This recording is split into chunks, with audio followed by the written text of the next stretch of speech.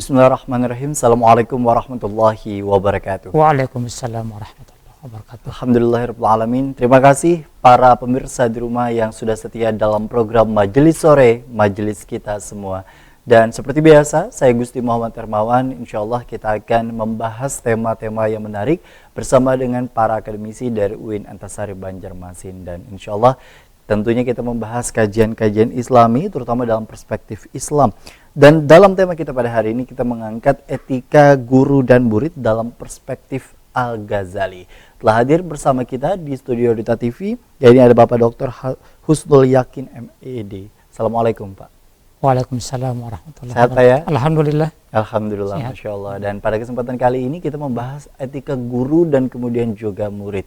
Kalau kita maknai guru dan juga murid ini sendiri kan banyak cakupannya ya Pak ya? Iya. Bukan hanya di dalam ranah profesional atau ranah formal begitu antara guru di sekolah misalnya dengan siswa-siswinya atau para dosen dengan para mahasiswa-mahasiswinya atau bahkan mungkin dimaknai sebagai guru atau alim ulama yang kita biasanya ikut-ikut kajian-kajian atau pengajian-pengajian yang ada di titik-titik daerah masing-masing dan diikuti oleh para jemaahnya. Iya. Dan tentunya juga kalau dalam tema kali ini, mungkin apa yang ingin disampaikan terlebih dahulu Pak, sebagai pembuka, terutama seputar tema yang kita akan angkat.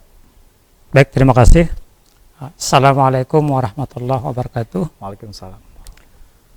Bismillahirrahmanirrahim. Alhamdulillahirabbil alamin.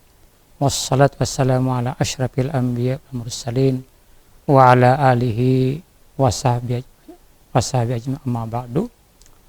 Para pemirsa di rumah rahimakumullah, alhamdulillah pagi ini kita bisa kembali bertemu untuk membahas satu tema yang kami kira sangat penting untuk kita sama-sama pelajari, kita pahami, itu tentang etika guru dan murid. Tapi kami mencoba untuk lebih spesifik mengangkatnya dari perspektif Imam Al-Ghazali. Nah, kenapa? Karena etika ini kami lihat sekarang sudah mulai sedikit terabaikan ya, sehingga kemudian muncul beberapa hal yang kita tidak inginkan. Nah, sedikit kami ingin sampaikan kepada pemirsa semuanya di rumah bahwa etika ini di dalam kamus ya itu disebut dengan pengertian ilmu tentang apa yang baik dan apa yang buruk. Itu satu. Yang kedua juga bisa kita katakan kumpulan asas atau nilai yang berkenaan dengan akhlak. Nah, jadi artinya apa? Artinya ada beberapa asas yang mesti kita pahami sebagai etika yang mesti dipegang oleh si guru, demikian juga oleh si murid. Nah, Al-Ghazali sendiri sebenarnya nama lengkapnya adalah Abu Hamid bin Muhammad bin Ahmad Al-Ghazali, lahir di Tus, kota kecil di Khurasan, Iran, tahun 450 Hijriah. Wafat tahun 505 Hijriah dalam usia 54 tahun. Jadi sangat muda sebenarnya dalam konteks sekarang, tapi luar biasa kontribusi beliau di dalam bidang keilmuan, terutama kampung kelahirannya bernama Ghazalah ya, sehingga beliau bergelar Al-Ghazali atau nama singkatnya adalah Imam Al-Ghazali. Kitab yang terkenal bernama Ihya Ulumuddin. Nah, kebetulan kita membahasnya dari perspektif Al-Ghazali yang terdapat dalam kitab Ihya Ulumuddin ini Pak. Nah, sebenarnya banyak tokoh-tokoh yang lain yang juga membahas masalah ini, misalnya Imam Al-Zarnuji ya, kemudian juga ada tokoh-tokoh nasional seperti Hasyim Asy'ari juga ada mengangkat masalah tema ini Pak. Itu mungkin pengantar singkat dari saya. Masya Allah, artinya dengan ketokohan-ketokohan itu memang ada beberapa hal yang tentunya juga menjadi bahasan. Banyak masyarakat yang kemudian juga memahami dan memaknai antara adab-adabnya, terutama orang Banjar mengenal sekali yang namanya adab-adab, terutama bagi seorang murid dan kemudian juga menjadi seorang guru. Dan di tengah kondisi masyarakat kita hari ini kan Pak memang cukup beragam. Iya. Istilahnya heterogen dengan kemudian juga latar belakang, apalagi dengan banyaknya kaum milenial yang kemudian juga hari ini kian berkembang dengan digitalisasi. Sebenarnya sejauh mana sebenarnya kalau diajarkan dalam perspektif Imam Al-Ghazali untuk menjadi seorang murid terlebih dahulu? Kebetulan saya mencoba untuk mengangkat dari sisi guru dulu, Pak. Oke. Karena guru ini menjadi sentral Baik. yang akan menentukan bagaimana nanti perilaku si murid. Oke.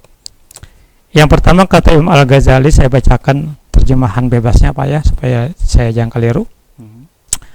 Seorang guru hendaknya memiliki rasa kasih sayang kepada murid-muridnya sebagaimana ia memiliki rasa kasih sayang kepada anak-anaknya sendiri. Nah, ini saya kira tugas yang mesti kita pahami secara mendalam ya. Bagaimana kita memperlakukan anak itu seperti anak kita sendiri. Baik. Ya. Jadi kita merasa dia bukan anak orang lain, tapi anak kita sendiri, sekalipun dia sebagai murid. Nah, tentu perhatian kita penuh selama 24 jam, tidak sekadar mengajar di kelas, tapi memikirkan bagaimana nanti perilaku dia di luar kelas, bagaimana sikap dia di luar kelas. Jadi mulai dari aspek pengetahuannya, kemudian juga sikapnya, sampai kepada perilakunya di masyarakat, di rumah, selalu terkonek dengan orang tuanya. Jadi maksud saya adalah perhatian penuh full kepada siswa sebagai anak didik, walaupun dia bukan sebagai anak kita sendiri. Itu maksudnya.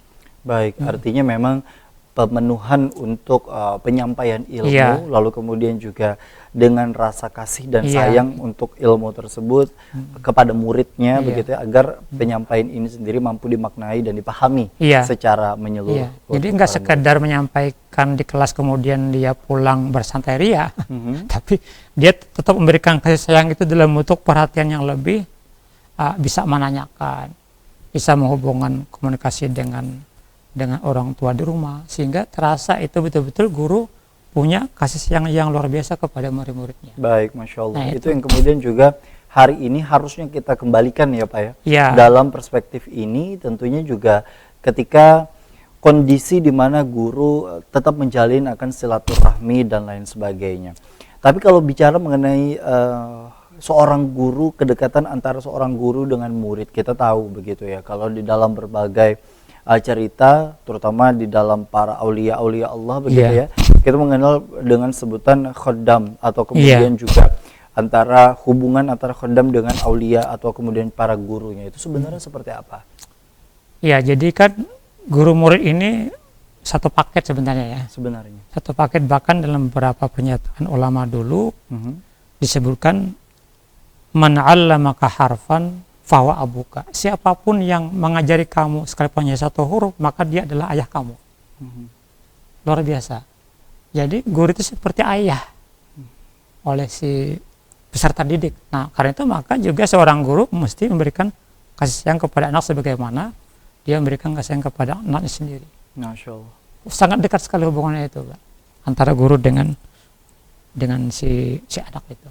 Seperti orang tua dengan anaknya sendiri. Baik, jadi hubungan antara guru dengan murid dianalogikan layaknya kedekatan antara seorang ayah dengan anaknya. Ya, jadi maka yang kedua yang saya perlu kasih garis bawahi adalah guru hendaknya tidak alpa dalam memberikan nasihat kepada murid-muridnya.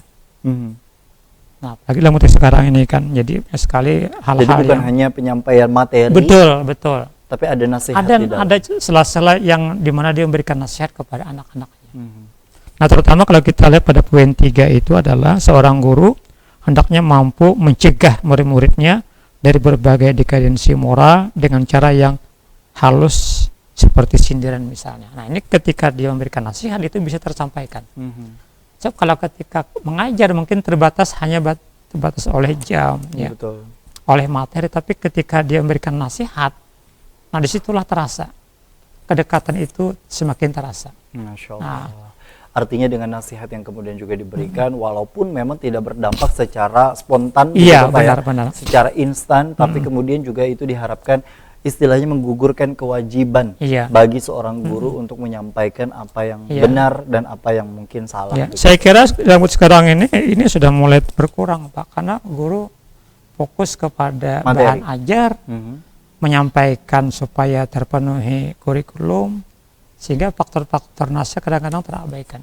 Ini yang kemudian juga menjadi bahasan kita di segmen berikutnya, karena terkadang hal-hal seperti ini di satu sisi terkendala atau kemudian juga dituntut dengan adanya pemenuhan pemenuhan materi yang kemudian juga harus dituntaskan, tapi di satu sisi lain ada beberapa hal yang kemudian juga mulai berkurang, bahkan kemudian juga hari ini para siswa, siswi, mahasiswa, mahasiswi atau bahkan para murid-murid yang kemudian juga ikut dalam pengajian ini sendiri secara spesifik memang hanya mendapatkan berbentuk materi atau kemudian juga teori-teori yang disampaikan. Kemudian seperti apa sebenarnya fakta yang kemudian juga ada di tengah-tengah masyarakat kita, sudah sejauh mana ini kemudian juga menipis kondisi seperti ini sehingga banyak kemudian juga pendidikan moral di daerah kita, di Indonesia secara umumnya ini semakin berkurang dengan hadirnya digitalisasi dan distraksi serta tuntutan pemenuhan materi itu tadi. Kita akan kembali usai jeda, tetaplah bersama kami dalam program Majelis Sore, Majelis Kita Semua.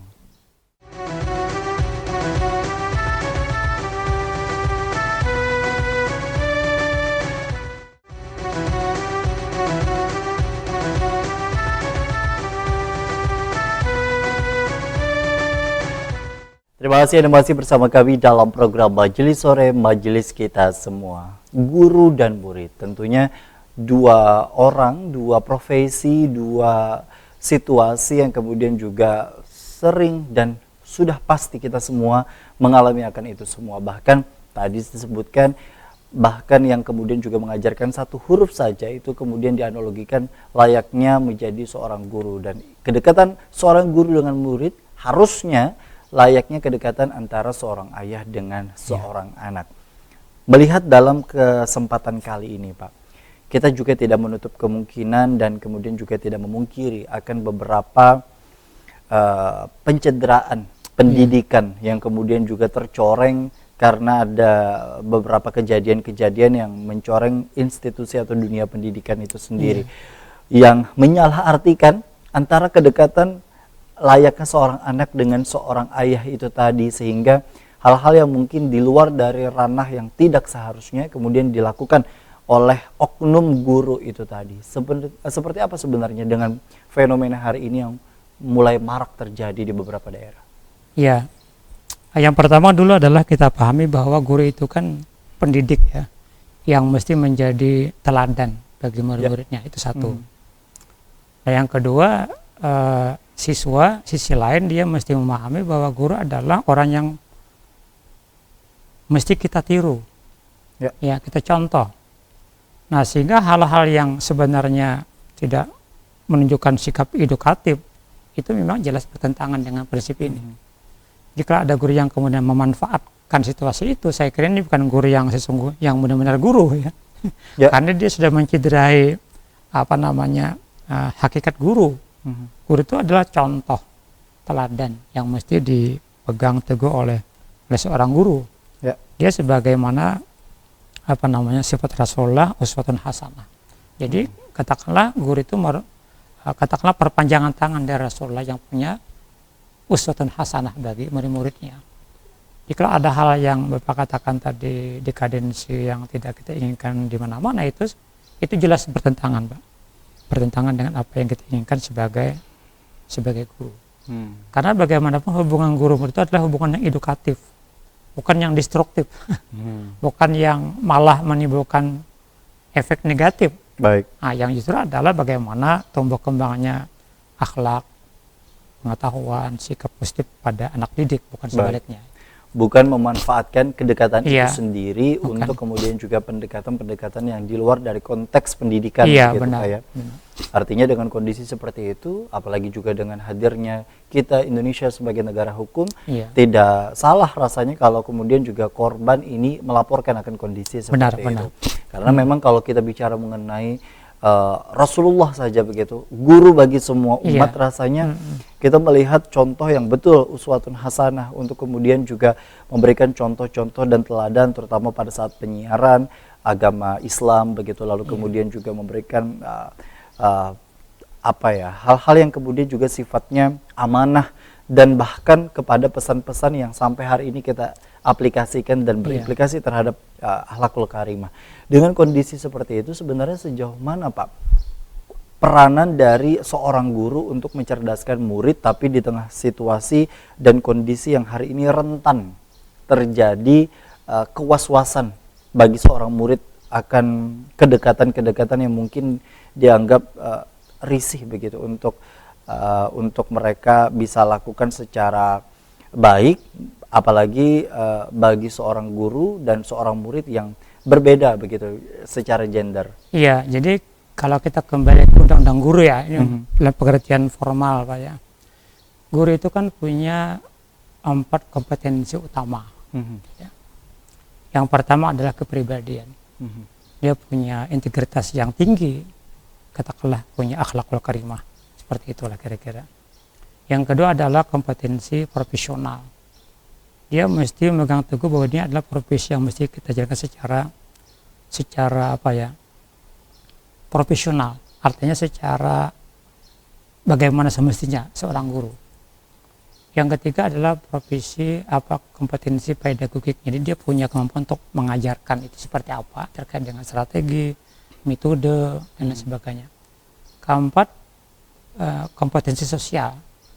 Bagaimana dia seharusnya berinteraksi dengan siswa dan orang masyarakat luas. Dia mesti memahami itu dulu. Kalau ingin dia betul-betul menjadi guru profesional itu. Jadi tadi kepribadian, kemudian juga profesional, kemudian pedagogik sama kemudian pendekatan sosial. Bahkan kalau guru agama secara lebih spesifik itu tambah 2 lagi, yaitu spiritual dan kepemimpinan. Dan sebenarnya kalau yang kemudian juga kita pahami, alangkah lebih baiknya ketika seorang guru itu mampu mendapat 6 kategori itu. Saya kira begitu. Yang diajarkan bukan ilmu agama. Saya sepakat itu. Saya sepakat. Jadi guru itu memang mestinya begitu. Ada spiritualnya juga, ada kepemimpinannya juga. Inilah yang kemudian bisa membentengi dia dari hal-hal yang tadi Bapak katakan sebagai bentuk katakanlah misalnya kekerasan ataupun pelecehan seksual dan sebagainya. Dan kemudian juga sebagai kontrol Pak ya, untuk kemudian juga pada saat proses pembelajaran dan pengajar itu suasananya betul-betul nyaman dan kemudian juga antara seorang guru dan seorang murid ini memberikan dampak yang kemudian juga atau feedback yang kemudian juga begitu baik. Nah kalau bicara mengenai seorang guru, muridnya ini sendiri seperti apa kategori yang kemudian juga dikategorikan untuk seorang murid yang memiliki adab-adabnya dalam perspektif Imam Al-Ghazali. Saya kembali kepada pendapat Imam Al-Ghazali ya. Saya bacakan secara singkat saja redaksi beliau yang terjemahannya adalah sebelum belajar seorang murid hendaknya terlebih dahulu memulai dengan mensucikan hati dan sifat-sifat kehinaan sebab proses belajar mengajar termasuk di dalam ibadah. Nah, jadi maksudnya apa? Jadi ketika anak itu belajar niatnya harus tulus untuk belajar. Untuk belajar bukan untuk yang lain. Jadi kalau ada hal-hal yang terbesit di benaknya, hal-hal yang lain, maka dia segera sucikan itu, singkirkan itu. Nah, maka biasanya orang kemudian belajar dengan cara berdoa. Bahkan ada yang belajar dengan cara berdoa plus berudu. Ada yang belajar berdoa baca Quran. Ada yang belajar kemudian dia belajar berdoa dulu, baca Quran, sembahyang, sunnah 2 rakaat. Itu dalam rangka apa? Dalam rangka ini membersihkan sifat-sifat kehinaan daripada gerakan hati manusia itu. Supaya betul-betul belajar itu ya ibadah. Jadi kalau kita lepas daripada cara-cara tadi itu, kita belajar tidak berdoa, konsultasi dengan orang lain, guru tidak berdoa dan sebagainya, itu bisa saja timbul was-was dari luar. Baik. Tapi kalau sudah kita berdoa, kita sifatkan sifat-sifat yang ada pada kita dengan cara tadi berudu, meluruskan niat, itu insya Allah terjamin, Pak. Baik, itu yang kemudian juga menjadi harapan Pak ya, dengan kondisi seperti itu. Tapi kalau bicara mengenai seorang murid ini sendiri, adakah kemudian lanjutan yang tadi disebutkan? Ya, nah ini yang kedua penting saya sampaikan ya. Jadi yang kedua adalah murid hendaklah mengurangi keterikatan kepada kesibukan dunia. Ini bahasa Ghazali begitu ya. Dan menjauh dari keluarga dan kota tempat tinggal. Ini saya kira dimaknai bisa 2. Bisa pertama begini, bisa maknanya adalah konsentrasi. Fokus kepada belajar. Fokus kepada belajar. Ketika belajar kita fokus. Ya, fokus belajar. Jadi jangan sampai hal-hal di luar itu mengganggu kita belajar. Maka belajar itu biasanya ada yang menggunakan kelas kedap kedap suara itu kan, supaya dia bisa fokus ya, jangan sampai ada suara-suara di luar yang mengganggu dia belajar. Nah, yang ketiga ini penting juga saya sampaikan, hendaknya murid tidak bersikap sombong kepada orang yang berilmu dan tidak bertindak sewenang-wenang terhadap guru. Nah, ini terjadi sebagian. Baik. Anak-anak kemudian merasa lebih pandai daripada gurunya. Karena dia belajar di Google, belajar sendiri, kemudian dia merasa arogan, kemudian bahkan bertindak yang tidak wajar kepada guru-gurunya. Ini saya kira penting juga kita sama-sama camkan, jangan sampai kemudian kepintaran murid itu justru membuat dia merasa lebih di hadapan guru-gurunya. Itu yang kemudian juga menjadi kuncinya, karena terkadang ada beberapa hal yang pertanyaan para siswa atau kemudian juga ini sifatnya itu bukan untuk menambah pengetahuan saya, tapi bahkan menguji, bisa begitu. Mengetes ya. Bisa ngetes gitu ya. Jadi dengan kondisi seperti itu yang kemudian juga harus ditanamkan. Ada beberapa poin tadi kemudian juga disebutkan dalam perspektif Imam Al-Ghazali. Kita akan dengarkan lanjutannya seperti apa usai jeda. Tetaplah bersama kami dalam program Majelis Sore, Majelis Kita Semua.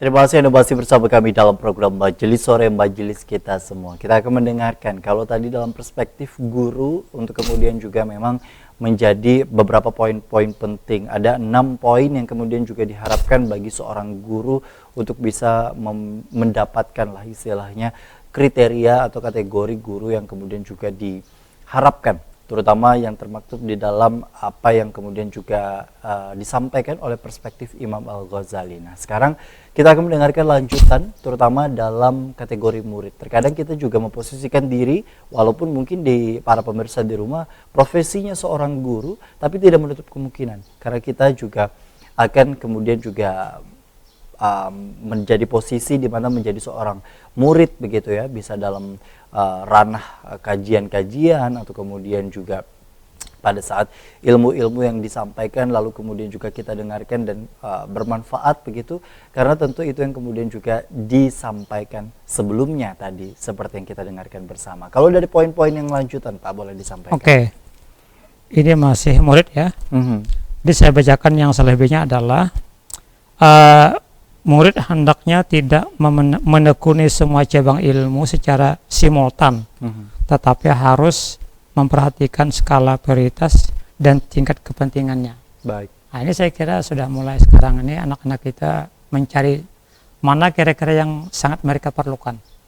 Ya, jadi tidak bisa kita belajar semua ilmu. Baik. Mana yang kita perlukan yang kepentingannya memang bisa menambah potensi kita ke depan. Itu yang nomor berikutnya ya. Kemudian murid hendaknya bertujuan menghias dan mempercantik batinnya dengan segala aspek kebajikan, mendekatkan diri kepada Allah dan mendekatkan diri ke dalam lingkungan para malaikat dan muqarrabin. Nah, ini saya kira memang betul ya. Jadi ada orang itu misalnya berilmu tapi tidak beradab. Jadi wisdomnya hilang, kebijakannya hilang. Nah, kemudian juga dia mesti dekat kepada Allah. Nah, kenapa saya pernah membaca satu tulisan itu, saya lupa apakah hadis atau yang lain. Barang siapa yang bertambah ilmu tetapi tidak bertambah hidayah, itu malah akan menjauhkan dia daripada Allah. Baik. Jadi ilmunya semakin banyak, hidayahnya tidak dia dapatkan, itu malah menjauhkan dia daripada Allah. Nah, maka di sini perlu kemudian seorang murid itu takarrub kepada Allah, meminta kepada Allah, beribadah kepada Allah. Bahkan kata Ghazali, mendekatkan diri ke dalam lingkungan para malaikat dan muqarrabin. Jadi bersama orang-orang yang dekat dengan Allah. Karena ilmu itu kan sebenarnya adalah cahaya Tuhan, nurullah. Nah, jadi nurullah itu oleh Syafi'i disebutkan la yu'ta lil 'asi, tidak diberikan kepada orang yang punya maksiat. Baik. Ya, jadi orang-orang yang dekat itulah yang kemudian mendapatkan pencerahan secara mudah daripada Allah. Jadi ilmu itu tidak diberikan kepada orang Orang yang yang maksiat. Baik. itu. Jadi al ilmu nurun, ilmu itu cahaya. Mhm. Wa nurullah la yuhdilil asi, itu bahasa Arabnya. Mhm. Ilmu itu enggak diberikan kepada orang yang punya maksiat. Jadi pernah Syafi'i itu mengalami kesulitan di dalam menghafal. Kata Syafi'i, saya melapor kepada guru saya bernama Waqi'. Apa kata guru Syafi'i yang bernama Waqi' itu? Fa'arsyadani ila tarkil ma'asi, tinggalkan maksiat. Tinggalkan maksiat. Jadi kalau kita itu susah menghafal, itu mungkin ada sesuatu katakanlah kemaksiatan yang pernah kita lakukan, maka supaya gampang menghafal, tinggalkan maksiat. Nah, itu kuncinya. Maka di sini diperlukan kita dekat kepada Allah, dekat kepada para malaikat dan muqarrabin, orang-orang yang dekat kepada Allah. Masya Allah. Nah, jadi tercerahkan kita itu. Mhm. Gitu. Nah, yang kelima ini saya kira sudah mulai dipahami oleh banyak orang. Para murid hendaknya mengetahui hubungan antara ilmu dengan tujuannya. Nah, jadi kita tidak bisa belajar semata-mata hanya belajar, tapi juga tujuannya apa? Belajar ilmu ini tujuannya apa? Ilmu itu tujuannya apa? Itu mesti ditanamkan kepada para anak didik kita. Baik. Ya, makanya sebelum belajar biasanya diberitahu kita ini ingin mendapatkan apa setelah belajar ini. Baik. Nah, itu. Masya Allah. Itu yang kemudian juga harapan bagi seluruh murid rasanya Pak ya, untuk kemudian juga Iya. diberikan kemudahan pada saat menuntut ilmu, lalu kemudian juga ada adab-adab tertentu yang kemudian juga dijalankan. Iya. Sebenarnya kalau kita bicara mengenai adab, ada mungkin pernah lihat ya di video di salah satu pondok pesantren di Martapura yang kemudian juga betul-betul para murid-muridnya untuk kemudian juga bersusun dengan rapi jauh sebelum gurunya datang. Nah, ini kan bagian dari hal yang mungkin harus kembali digiatkan Pak ya. Artinya memang jangan sampai guru yang menunggu murid gitu. Iya. Terkadang kan pada pelaksanaannya kalau misalnya sudah lewat dari sekolah menengah atas atau bahkan sampai perkuliahan, terkadang pada pelaksanaannya malah dosen atau guru yang kemudian juga menunggu murid. Nah, seperti apa sebenarnya ini? Jadi Islam itu mengajarkan ilmu itu dicari. Jadi utlubul ilma wala bisin, dicari ilmu itu. Jadi kita jangan menunggu guru. Kita mencari guru. Jangan kita ditunggu oleh si guru. Nah, karena kita mencari, maka biasanya perolehannya juga akan lebih kuat. Ya kan? Akan lebih kuat. Tadi kan niat di awal itu sudah menanamkan kita bahwa kita ini belajar supaya dekat kepada Allah misalnya. Jadi kita mencari.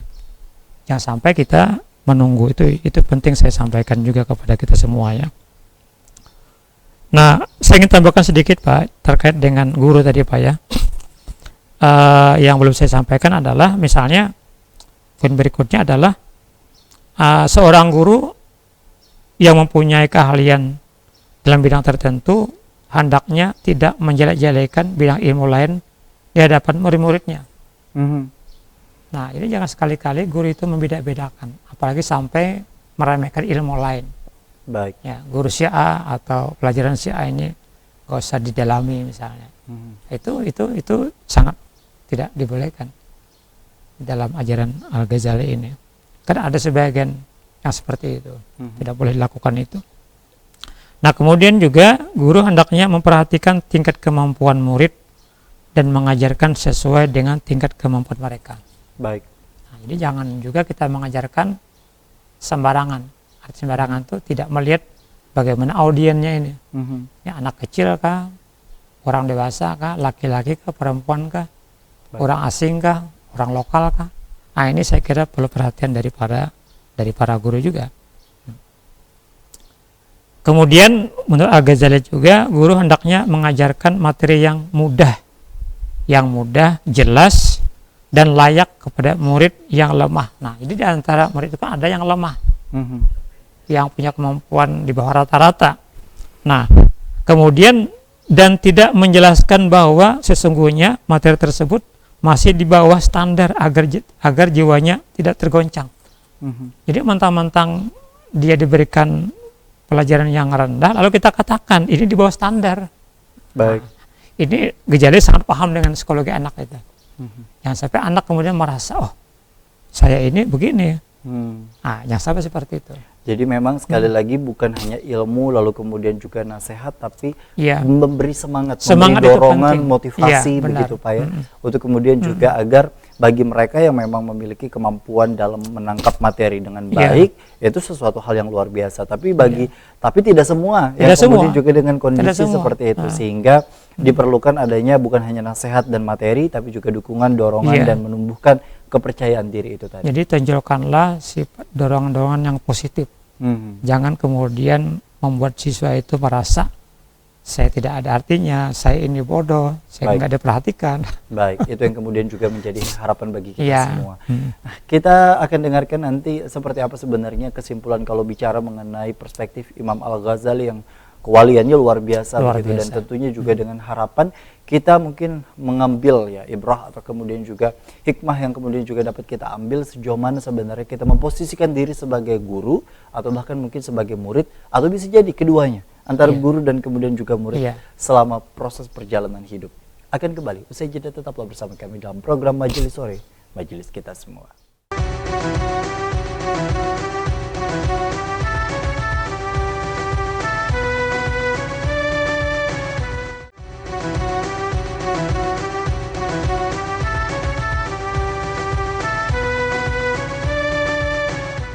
Terima kasih Anda masih bersama kami dalam program Majelis Sore, Majelis Kita Semua. Kita akan mendengarkan kesimpulan yang kemudian juga dapat kita ambil sebagai bagian yang insya Allah bisa menjadi pengingat untuk kita, lalu kemudian juga insya Allah bisa kita aplikasikan di dalam kehidupan sehari-hari ketika memposisikan diri sebagai guru dan kemudian juga sebagai seorang murid.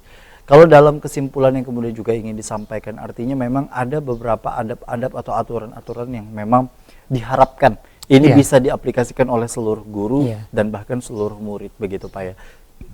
Tapi kalau melihat dalam perspektif hari ini, apakah ada penyesuaian atau hal-hal yang mungkin bisa kita aplikasikan secara sederhana, namun sebenarnya masuk dalam kriteria yang tadi disebutkan oleh Imam Al-Ghazali? Ya, satu hal yang saya belum tersampaikan sebelumnya, ini saya kira poin penting untuk saya sampaikan, yaitu bahwa seorang guru hendaknya mampu mengamalkan ilmu yang diajarkannya. Jadi saya lupa menyampaikan. Ini saya kira poin penting untuk sama-sama kita renungkan bersama. Jadi apapun yang kita ucapkan itu merupakan inspirasi juga buat si guru ya untuk mengamalkan. Jadi kita ada satu kata antara ucapan dengan perbuatan. Jadi itu penting. Kenapa? Karena jangan sampai kemudian diklaim oleh murid, guru hanya bisa menyampaikan tapi tidak mengamalkan. Itu yang menjadi harapan. Ya, itu harapan kita semua. Baik, Masya Allah. Yang itunya juga menjadi harapan bagi kita semua. Tapi kalau bicara secara keseluruhan Pak, dalam era dan masa saat ini, apa yang menjadi pegangan atau pedoman lah bagi seorang guru ketika menyampaikan ilmunya? Lalu kemudian sejauh mana murid menyikapi dan menerima akan ilmu agar ilmu itu betul-betul nyangkut, lalu kemudian bukan hanya dari telinga kanan keluar telinga kiri, tapi mampu diamalkan hingga pada saat prosesnya insya Allah menjadi yang lebih baik, begitu. Ya, saya kira yang paling penting adalah pertama niat.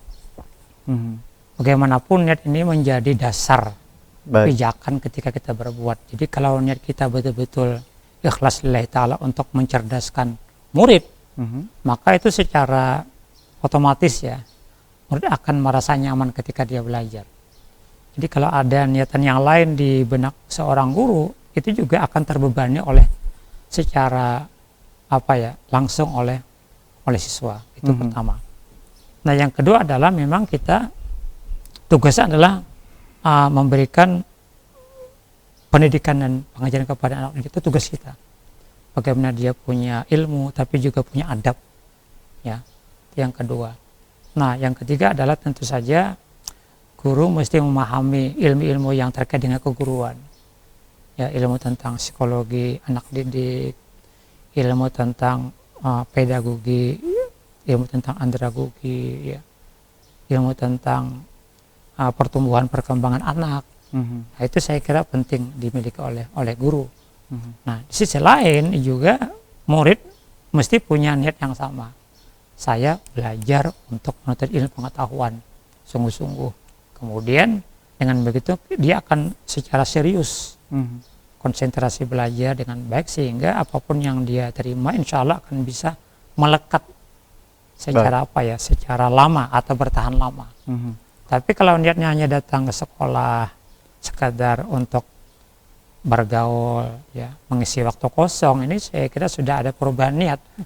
Jadi mulai dia berangkat sudah ada niat untuk belajar itu. Itu saya kira yang paling penting untuk sama-sama kita camkan. Itu yang menjadi gambaran dan kesimpulan dalam tema kita pada hari ini. Insya Allah ini yang kemudian juga bisa kita amalkan, kita aplikasikan, dan insya Allah kita memposisikan diri sebagai murid maupun sebagai guru bisa menjadi semakin baik. Dengan hadirnya beberapa pengingat ini, insya Allah bisa kita lakukan tinjauan ulang sejauh mana kita sudah melakukan tugas kita sebagai seorang guru atau bahkan sebagai seorang murid. Terima kasih Pak Husnul, terutama bagi para pemirsa di rumah juga kami ucapkan terima kasih yang sudah menyaksikan program Majelis Sore edisi hari ini. Akhirnya saya Gusti Muhammad Hermawan bersama dengan Dr. Husnul Yakin kami ucapkan terima kasih atas perhatian dan kebersamaan Anda. Wassalamualaikum warahmatullahi wabarakatuh. Waalaikumsalam warahmatullahi wabarakatuh.